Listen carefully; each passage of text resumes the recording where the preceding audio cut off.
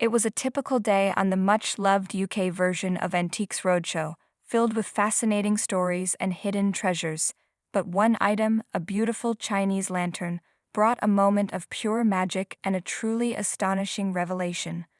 The owner, a delightful woman, could barely contain her excitement as expert Lars Tharp began to appraise her grandfather's cherished heirloom at the magnificent Flores castle. A glimmer of nostalgia. I know we're not quite up to nighttime yet, but if it were nighttime, this is what we would do. Do you do this with your lantern?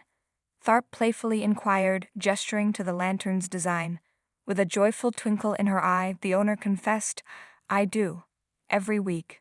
Her fondness for the lantern was palpable as she shared its incredible journey. From my father, from his father, she began, painting a picture of its rich history. And he was a medical missionary in China, from about 1890 to over 1900. Tharp, admiring the lantern's age and undeniable beauty, remarked, so approximately 100+ years ago. It's a beautiful thing. You're obviously fond of it. Her attachment to the piece was evident. I love it, she beamed. We always had it on at Christmas, and it was just part of the Christmas scene. Tharp, clearly touched by her sentiment, responded with a nostalgic smile, yes, and what's Christmas without candles? A glimpse into exquisite craftsmanship. As they delved deeper into the lantern's details, Tharp's admiration for its exceptional artistry grew. He praised the exquisite craftsmanship, highlighting how each of the facets is pierced with a different type of trellis. He then elaborated on its intricate ornamentation, bringing the lantern's story to life.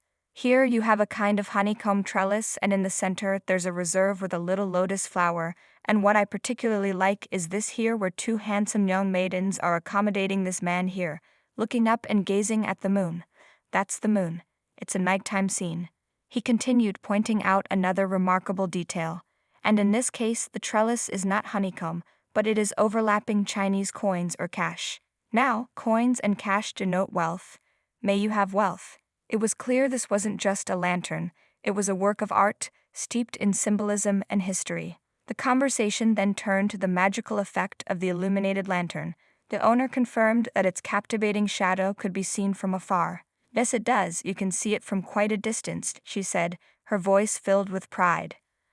Ah, fantastic, Tharp exclaimed, a wistful note in his voice. I wish we could see it, lights down, but we can't. Tharp continued to marvel at the meticulous workmanship, admiring the ornate floral designs that adorned the lantern's base. Anyway, its beautifully painted, exquisite detail of flowers repeated on the foot, so often these lanterns have lost the foot. A curious thought struck Tharp, and he inquired if there was a companion piece to the lantern, a matching pair. The guest, however, doubted her grandfather had a second one, a jaw-dropping revelation. Tharp then moved to estimate the antique's creation date, placing it anywhere between the late 1700s and mid-1800s. He emphasized its universal appeal, noting its ability to captivate both European and Chinese collectors. Then came a moment of gentle caution, a classic Antiques Roadshow moment.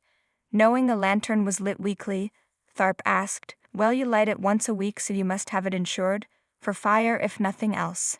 The guest responded with a good-natured chuckle, a touch of amusement in her voice. The house is. The audience chuckled along with her, clearly enjoying the light-hearted exchange. And then, the moment everyone had been waiting for. Tharp delivered his appraisal, and the impact was immediate.